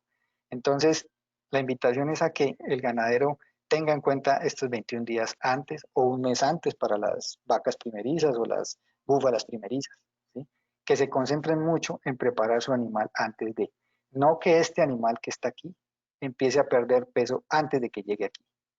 No, porque hay condiciones metabólicas bastante complejas que hay que tener aquí. No porque el animal tenga eficiencia en alimentación y sea un animal que a nivel de nutricional en cuanto a transformar lo que se le da sea eficiente, no por eso tenemos que desatenderlo en este periodo que es muy crítico. Porque finalmente, ¿quién paga los platos rotos de un manejo ineficaz acá? La cría y su consecuente producción de leche en la lactancia temprana y media. Entonces, es importante que la labor nutricional que tengamos aquí o que hagamos durante este periodo, y ya hablamos de eso con el siguiente punto, es cuidar estos 41 días. Pueden ser 60 días, ¿sí? No es camisa de fuerza. Lo importante aquí es poder que se queden con el concepto de que tenemos que hacerle un manejo de vaca de transición, como se hace en las lecherías especializadas, para que ese animal finalmente nos dé los mejores resultados en términos de producción en una lactancia que estamos buscando. Porque si finalmente ordeñamos animales, es para sacarle el máximo potencial. Si hacemos un aporte genético, es para buscar el máximo potencial de producción. Porque entonces de nada serviría, ¿sí?, hacer un mejoramiento genético si desatendemos la parte nutricional. El tercer punto, el estatus nutricional del periodo de transición y el posparto temprano. Entonces, gráficamente, pues aquí hay dos cosas a mirar. ¿Queremos tener estas pasturas para un periodo de transición o queremos tener estas pasturas para un periodo de transición? ¿Qué vamos a suplementar? ¿Sí? Si es que lo vamos a hacer. Si no lo vamos a hacer, por lo menos garanticemos una base forrajera de condiciones excelentes, diría yo, ¿sí? De buenas a excelentes, porque eso va a depender todo lo que suceda del parto hacia adelante. Entonces, el estatus nutricional en términos de energía, proteína, de la base forrajera y del suplemento utilizado, es importante que se cuide, ¿sí? Y hay que gastarle mucho esfuerzo a organizar el tema nutricional de la vaca en el periodo de transición o de la búfala en el periodo de transición. El pico de lactancia va a depender del mayor aporte de proteína de la ración y el control del porcentaje de la caída de la curva lo vamos a tener en cuenta de acuerdo al aporte energético de la misma. Si bien es cierto que uno percibe y ve que los búfalos mantienen una condición corporal relativamente estable a golpe de vista, pues porque si uno hiciera mediciones de pesajes de animales, con seguridad se encontraría con pérdidas importantes en su peso. Entonces, eso puede distraer en un momento dado que no tengamos claro la, la precisión que tengamos que tener sobre el manejo de la nutrición en el posparto.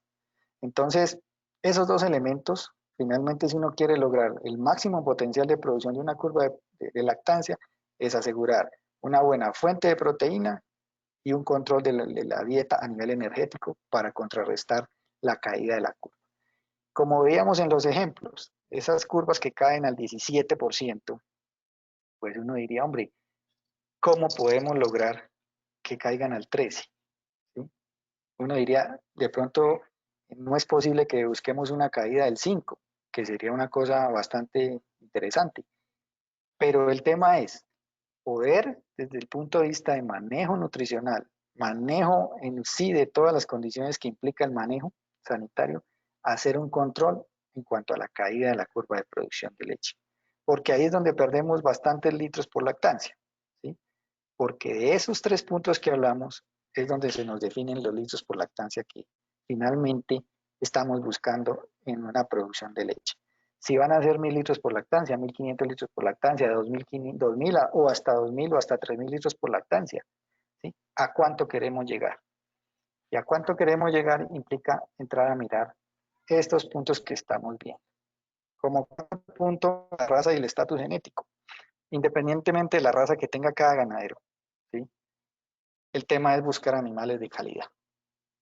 La producción de leche, finalmente, ¿por qué el ganadero se mete a producir de leche? Porque detrás de eso hay un negocio, ¿sí?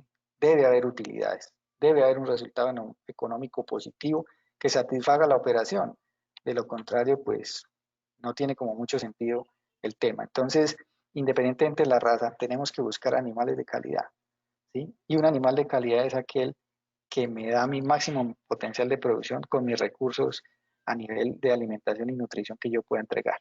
Entonces, ese mejoramiento genético que estamos haciendo en los datos, finalmente debe ser evaluado en función del resultado. ¿El resultado cuál es? Una curva de producción, un animal que desteta, ¿sí? Una reproducción que debe de todo congruir en unas cifras específicas y que cada quien se tiene que fijar para su finca. Si yo, por ejemplo, en el hato tengo, no sé, 120 días abiertos, tengo que buscar 100 días, tengo que buscar 90 días. ¿Que lo logré? Bueno, ¿cómo lo sostengo? Que mi curva de lactancia es una curva de 900 litros. Bueno, ¿cómo voy a buscar 1000 litros? ¿Cómo voy a buscar 1200? ¿O cómo voy a buscar 1500 litros? Y eso depende de cómo articulo todos estos factores en función de que ese escenario se vaya cumpliendo. La duración del periodo seco, otro punto importante, ya lo tocamos atrás, pero es una de las cosas que muchas veces descompone la composición de hato, ¿sí? Como son producciones muchas veces estacionales, ¿qué pasa? Tenemos una composición de hato muchas veces concentrada en animales en ordeño versus animales secos, en periodos de tiempo específicos, ¿sí? Muchas veces ahorita, por ejemplo, para esta época, hay concentración de partos, entonces tenemos una proporción de hato, ¿sí? Que equivale más o menos al 80, al 85% o hasta el 90% de los animales en producción frente a un 10% de animales secos, ¿sí? Y viceversa cuando va pasando la temporada de partos hacia los meses de abril y mayo, digámoslo así. Entonces podemos estar invirtiendo las proporciones, que ese es el reto grande, no sé, de la producción de los búfalos, poder de pronto llegar a producciones no estacionales, sino romper el paradigma de cómo salir de la estacionalidad para poder tener una producción estable durante todo el año. Y finalmente ahí es donde hay que hacer muchos trabajos de investigación y desarrollo para conseguir esos resultados, porque el valor agregado que tiene nuestro producto, ¿sí? La leche, pues, y sus derivados, a los precios a como están, pues eso refleja que debemos romper ciertos paradigmas para salir del negocio común y corriente que es la producción estándar, ¿sí? Hasta buscar una producción uniforme, rompiendo estas, por ejemplo, estas estacionalidades, ¿sí? Y de eso se trata todo el tema de tener una información detrás de. El otro punto es la sanidad de la ubre, ¿sí? Que si bien es cierto, es muy sana en el término de los búfalos, hay que cuidarla, y cuidarla implica proteger de las mastitis, hacer unos buenos ordeños, ¿sí? Tener control de esa producción y de la sanidad del animal. La sanidad del animal no es otra cosa que el estado óptimo de producción de una población. En la medida que un animal se enferma, lo primero que hace es bajar la leche. Entonces tenemos que cuidar todo ese escenario. El sistema de ordeño y automatización, ¿sí? Podemos tener una producción tradicional o podemos pasar a la especialización. Finalmente, el que está en la producción de leche, tarde que temprano, tiene que migrar hacia acá. Es una tendencia mundial. Esto ya está inventado. Si uno quiere ser eficiente en su producción, tiene que buscar herramientas de automatización. En eso es importante tener en cuenta, y en las otras conferencias creo que ya hablaron de cómo es esa transición de poder lograr que pasar de aquí a pasar aquí no sea un trauma importante. Que lo va a hacer, sí, pero que sea el tiempo mínimo posible y que después usted tenga una compensación importante para que toda esta infraestructura que usted montó sea compensada desde el punto de vista económico, de recurso humano, porque ya hablamos de eso también. Entonces, el sistema de ordeño y la automatización de procesos es una realidad, ¿sí? La producción de leche en el trópico bajo crece todos los días, ¿sí? Crece todos los días, tanto en vacunos como en búfalos, pero eso no puede crecer sin una tecnología. Partiendo de la tecnología de la información, pasando o sea, tecnología blanda, tecnología dura y la biotecnología. Todos esos tres tipos de tecnología son las que tenemos que hacer uso para que finalmente logremos los objetivos que queremos. El recurso humano, ¿sí? Un factor importante. Aquí hay varios escenarios, volvemos al tema. ¿Qué estamos haciendo con nuestro recurso humano para que nos ayude a conseguir el objetivo y tengamos éxito? Capacitamos, formamos, tenemos un departamento de recursos humanos dentro de nuestra empresa, ¿sí? Nuestro sistema de gestión de seguridad y salud en el trabajo funciona. O finalmente es un requisito que hay que cumplir, que la ley nos lo exige. Estos individuos que son los que le entregamos todo nuestro capital, ¿sí? Y la responsabilidad de una curva de producción, si vamos al punto de la curva de producción, ¿qué beneficios tienen? ¿Qué condiciones de trabajo manejan? ¿Qué grado de capacitación para poder responder a lo que nosotros queremos? Entonces, si finalmente usted define que va a seguir sobre un ordeño tradicional, no importa, pero de unas condiciones de trabajo lo más estables posibles para que este elemento humano no se convierta en el factor crítico y el factor más complicado que hoy en día se vive en todas las ganaderías de todo tipo, lechería especializada, de trópico bajo, carne, leche, en fin, de todo tipo. Hoy todo el mundo dice, es que el tema del personal es muy difícil, muy complejo. Sí lo es. ¿Qué estamos haciendo para mejorarlo? Es la pregunta. ¿Sí? ¿Estamos capacitando o no estamos capacitando? Simplemente hacemos una rotación de personal importante ¿para qué? Para desestabilizar el sistema y tener 1000 problemas. No, los equipos entran por eso. La tecnología muchas veces desplaza al recurso humano por la misma condición, porque ya el esfuerzo del trabajo aquí es bastante. Entonces, entra la tecnología y suple muchas cosas que hay que tener y hay que llegar a eso. Desafortunadamente lo tenemos que hacer.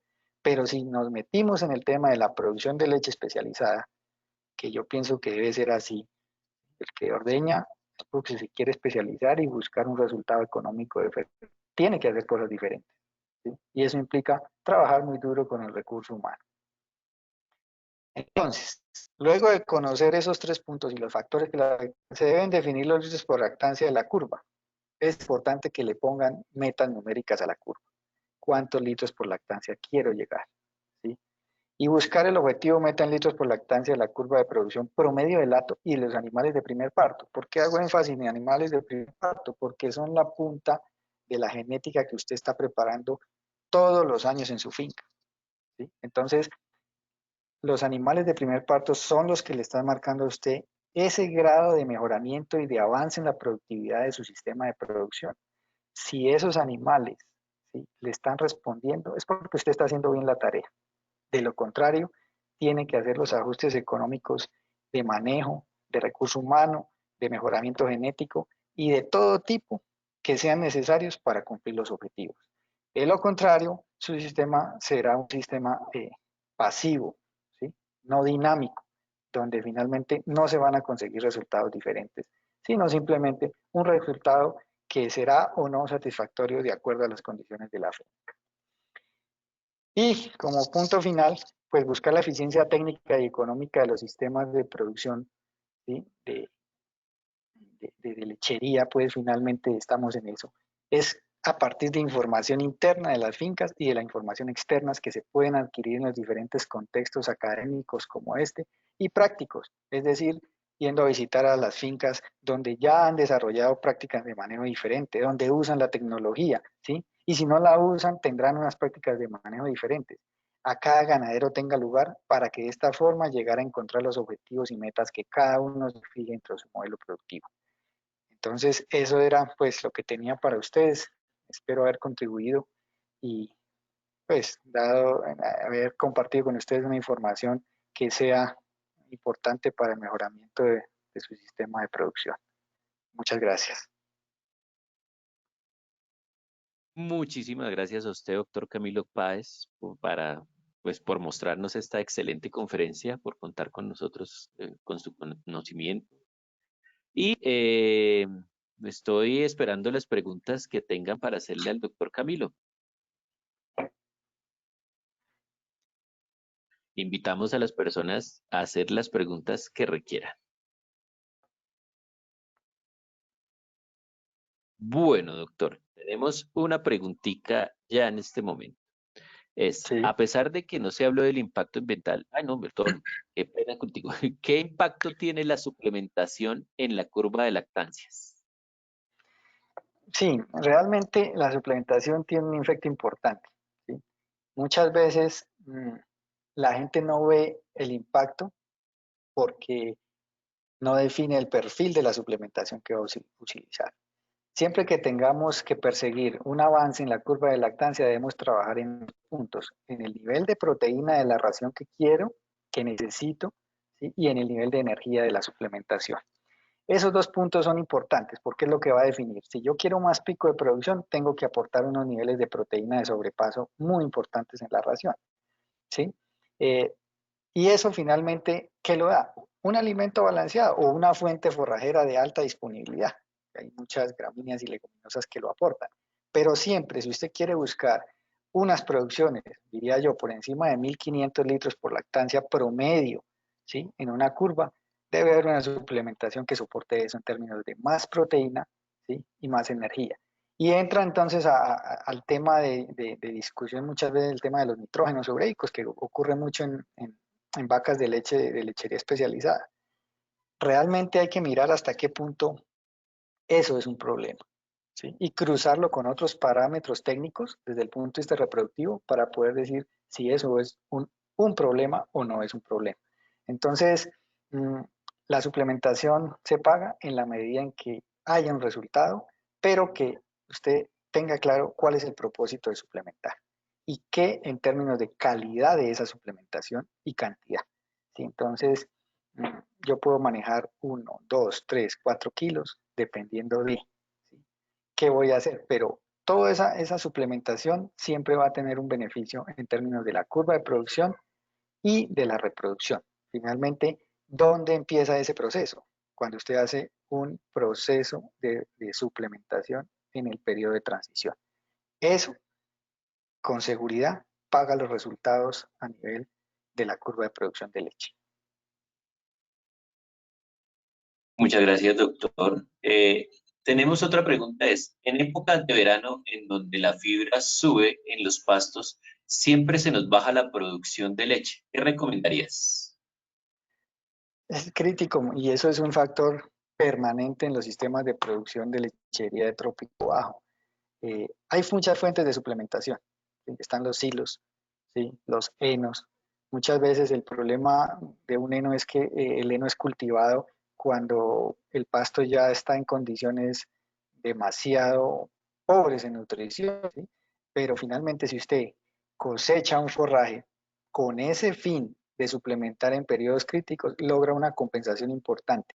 No va a suplementar, no va a compensar de todo la pérdida de forraje verde, que finalmente es el mayor porcentaje de la dieta, pero sí es capaz de compensar sobre todo un tema de condición corporal y reproducción, que eso finalmente es algo muy importante y lo que va a depender finalmente de la producción. ¿De qué depende la producción de leche? De que haya partos.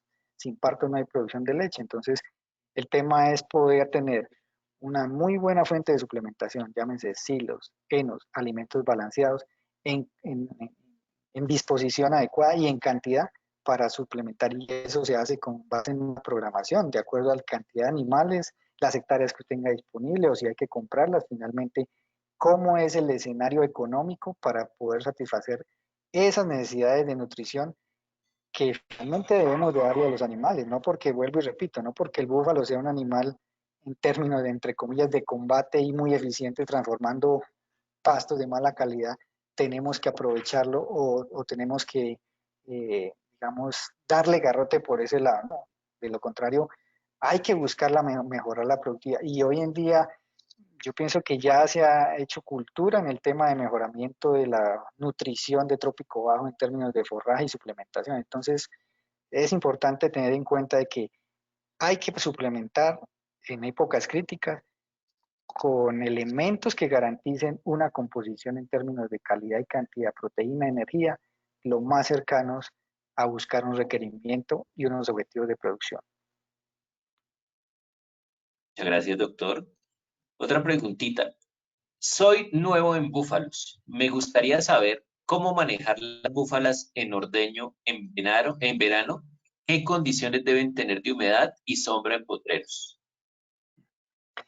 Eso es muy particular. Yo pues no he tenido algunas experiencias, no soy productor de leche de búfalo, soy productor en vacunos, pero finalmente la parte racional del asunto lo lleva a uno a indicar de que volvemos al tema. Es una época crítica del año donde debemos darle condiciones de soporte porque el animal requiere unas condiciones mínimas de nutrientes. ¿Qué pasa? Muchas veces los animales paren en las épocas críticas, es decir, arrancan a parir noviembre, diciembre y enero, donde finalmente febrero, marzo y abril se acaba la comida. Entonces, ¿qué pasa? Desaprovechamos el pico, desaprovechamos totalmente la curva de producción.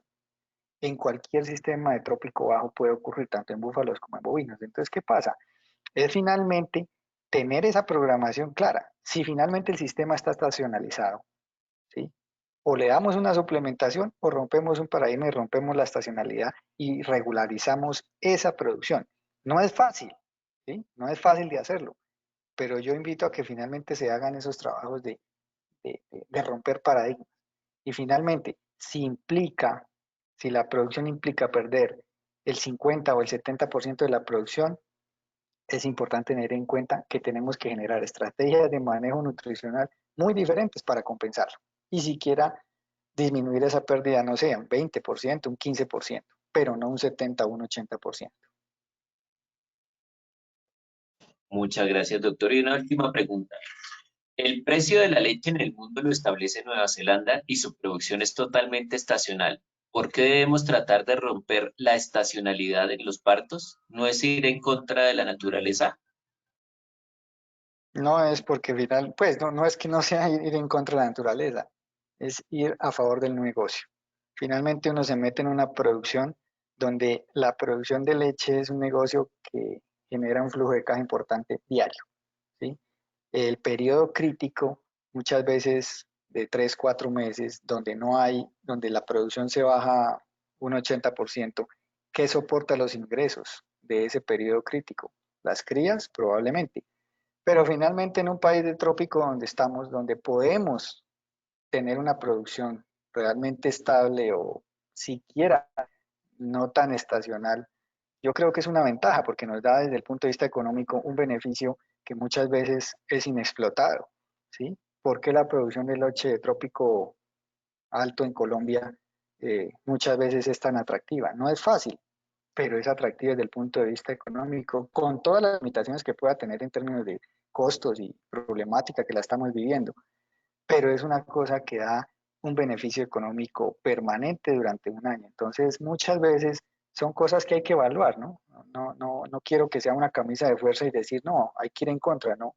Pero finalmente, a veces romper los paradigmas implica llegar a unos estados productivos, económicos, del negocio, muy interesantes, ¿sí?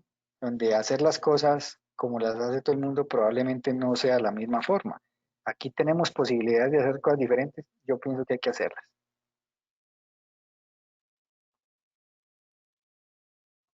Listo, doctor. Una muy rápida. ¿Qué opinas de las sales altas en proteína? Son mecanismos, vuelvo y digo, son mecanismos como las sales enfocadas a producir. ¿Qué es lo que finalmente el animal está haciendo? Sacando una gran cantidad de nutrientes para convertirlo en un producto de alto valor nutricional. Y eso tiene una cuota nutricional que hay que cubrir. Entonces, toda esa suplementación es importante y hay que tenerla presente y hay que saber cuándo usarla.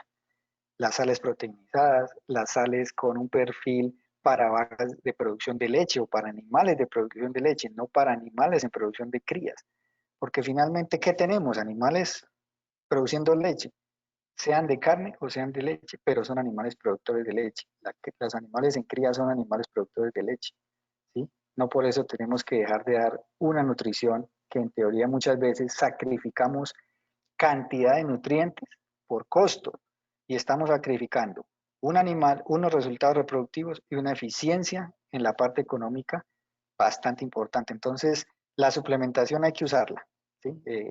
Ya es enfocar cuál es el producto que necesito, qué cantidad debo usar y cuándo lo debo usar, que es lo que generalmente llamamos suplementaciones estratégicas, cuándo debemos hacerlo y por qué tenemos que hacerlo.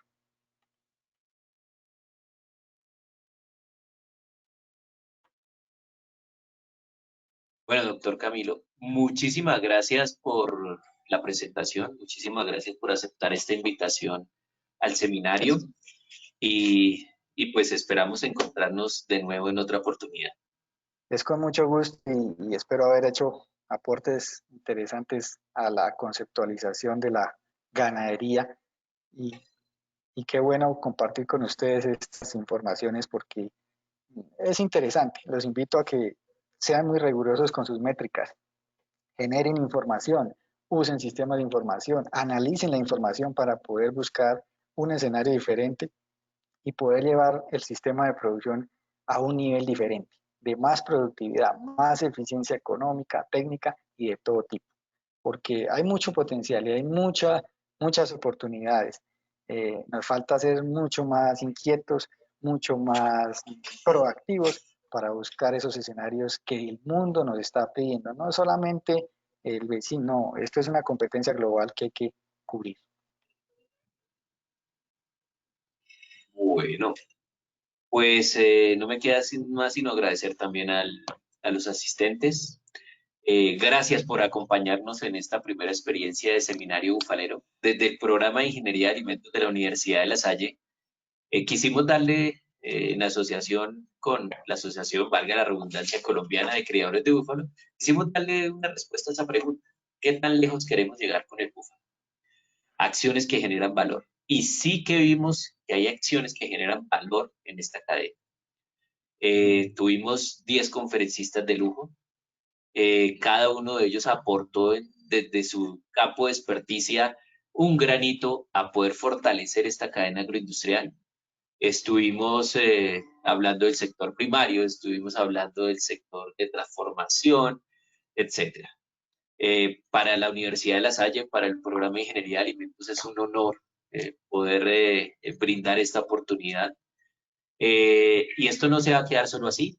O sea, desde ya les aviso que vienen más cosas, vienen más cursitos, vienen más actividades en torno al búfalo, tanto en carne como en leche. Y esas actividades van a hacer que fortalezcamos muchísimo más la importancia del búfalo en Colombia y que realmente, como yo lo dije en mi conferencia, veamos que es una oportunidad y una oportunidad que vale la pena. Doctora Alba Lucía, le doy la palabra. Muchas gracias, profesor. A todos ustedes, muchas gracias por la compañía que nos dieron durante toda esta temporada. Hay que resaltar algo durante la jornada del día de hoy y durante toda esta agenda académica. Y muy bien lo dijo el doctor Camilo, a quien le agradecemos por su tiempo y por su intervención. El búfalo nos sorprendió con todas sus bondades. Ahora el compromiso nuestro es retribuirle a que exprese mucho más sus capacidades productivas en armonía con todo lo que es el ecosistema que manejamos. Tenemos un compromiso de hacer una ganadería bufalina sostenible y sustentable y sabemos que con el búfalo podemos maximizar mucho todos estos aspectos que implican la sostenibilidad en términos ambientales, sociales y económicos. Quiero resaltar también el valor de las alianzas con las diferentes instituciones y muy especialmente con la Universidad de La Salle. También invitar a todos ustedes como productores que la verdad es que siempre he encontrado eco cuando toco la puerta de sus bufaleras para que me reciban profesionales en prácticas de nuestras universidades aliadas. Esto hace parte de la retribución que nosotros como gremio le brindamos a las universidades que nos apoyan. necesitamos tener profesionales cada vez más competentes para que sean nuestros asesores y nos acompañen en nuestros sistemas productivos. Es así como quiero consultarles a ustedes, quiero invitarlos a que sigan apoyándonos en estas alianzas que adelantamos con las universidades, porque de verdad no solamente nosotros los necesitamos, sino que las entidades gremiales son un bastión para que ellos puedan ejercer y desarrollar su labor misional. Doctor Javier, muchísimas gracias. A la doctora Tatiana, la directora del programa de Ingeniería de Alimentos de la Universidad de La Salle, muchísimas gracias. A nuestro coequipero que está detrás de cámara, Jonathan, mil y mil gracias por el soporte técnico que nos brinda, y a todos ustedes gracias por su participación. Azobúfalos termina esta jornada con un muy buen balance, con mucha satisfacción de la labor cumplida y con mucha gratitud por nuestros conferencistas que fueron, como lo dijo el doctor Javier, de altísimo nivel. A todos ustedes una feliz semana, un feliz día, que estén muy bien y muchas gracias. Un abrazo para todos, cuídense mucho y los esperamos muy pronto. Tengan la plena seguridad. Muchas gracias a todos.